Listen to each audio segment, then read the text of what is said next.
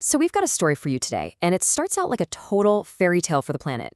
It's all about this miraculous discovery that promised to solve one of our biggest, ugliest problems. But as we're about to find out, sometimes the cure, well, it can be a whole lot scarier than the disease itself.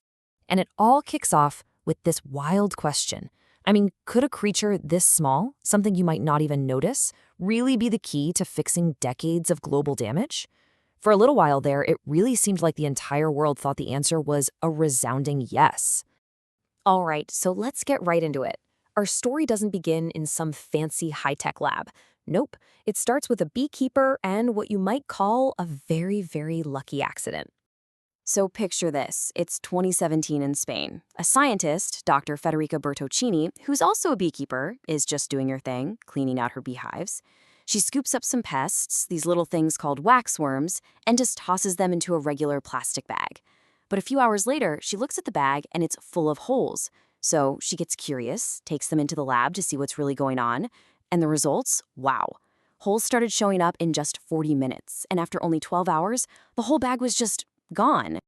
I mean, you can probably guess what happened next, right? This thing went viral, globally. Headlines were everywhere, celebrating this miracle solution that nature just handed to us. Research labs kicked into high gear, money started pouring in.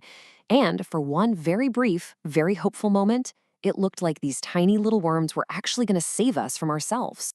But to really get why everyone was so excited, you have to understand the size of the monster these worms were supposed to fight. And trust me, the numbers here they're just mind-boggling. Let's just start with this one. We're talking about, at a minimum, 5.25 trillion individual pieces of plastic floating around in our oceans. That's a number so big it's hard to even wrap your head around it. And remember, that's just what we can see on the surface. And this isn't just ugly, it's deadly. Every single year, an estimated 1 million seabirds die because of our plastic. They either eat it or they get tangled up in it. 1 million. Every year.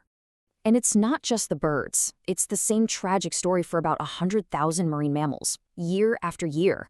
We've basically filled our oceans with this stuff that's designed to never, ever go away.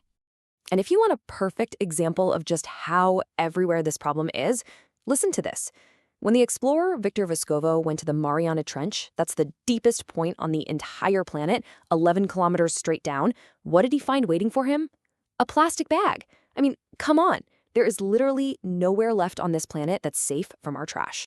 So yeah, with the problem that huge, you can see why everyone was pinning their hopes on these little waxworms. It felt like a miracle. But then came the twist. And it's a big one, the kind that turns a miracle solution into a potential nightmare. So fast forward to 2021, some researchers up in Canada thought, hey, let's take a really close look at what's going on here. They put the worms and the plastic under a microscope to see exactly what was happening. And what they found, well, it changed the entire story. Okay, so this is the absolute key. The expectation, the hope, was that these worms were just eating the plastic, breaking it down into nothing, making it vanish completely. But the reality? It was so much worse. The worms weren't destroying the plastic. They were just shattering it into thousands of tiny, invisible, and, as we now know, infinitely more dangerous microplastics. And this, right here, is where the story pivots.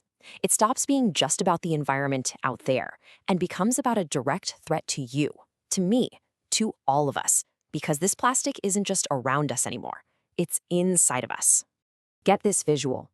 If you took all the tiny plastic particles an average person breathes in over just 1 year and you stacked them up, they'd be as tall as 2 giraffes. 2. And over a whole lifetime, you're looking at the height of the Eiffel Tower.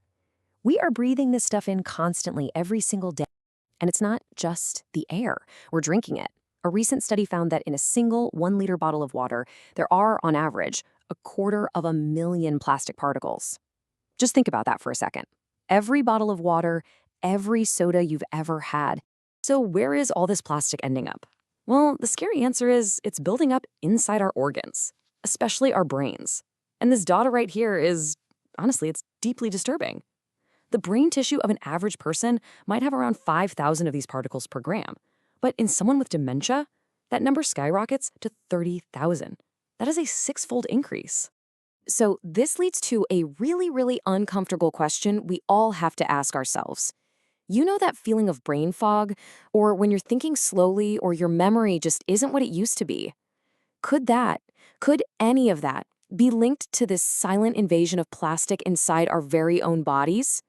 All the signs are pointing in a pretty terrifying direction. So you gotta ask, right? If this stuff is so bad for us, why don't we just stop making it? Well, the answer, and it's a frustrating one, is that the whole system is basically designed to ignore the real long-term cost of it all. It's all about who gets the benefits and who pays the price. You see, the good stuff about plastic, the profits for companies, the boost to the economy, the convenience for us, that stuff happens right now. But the bad stuff, the victims, our oceans, our wildlife, our own health, the planet we're leaving for our kids, that's all a problem for tomorrow. It's abstract, it's far away, and it's really, really easy to ignore. In trying to change this system, it's an absolute beast. First off, you're talking about a $600 billion global industry. That is a giant to take on. Then you've got politics, where leaders are just trying to get through the next 5 years, not solve a 50-year problem. And at the end of the day, our entire way of life is built to reward the very things that make plastic so dangerous. It's cheap, it lasts forever, and you can just throw it away. And all of this, it kind of leads to a much bigger, almost philosophical point. This isn't really just a story about plastic. It's a story about how we even define the word progress. So there's this idea, right? It's called second-order consequences. And it basically says that whenever we come up with a solution for one problem, we often end up creating a brand new problem, sometimes an even worse one that we totally didn't see coming. We invented plastic to make life easier, to keep food fresh, and we ended up choking the planet and ourselves. This isn't a one-off thing. It's a pattern we see over and over again throughout human history. And that's where we're left. From that so-called miracle worm to the tiny bits of plastic that are now in our brains, we have to stop and ask ourselves, is what we're doing actually progress for humanity? Or have we just gotten hooked on convenience, no matter what the real cost is?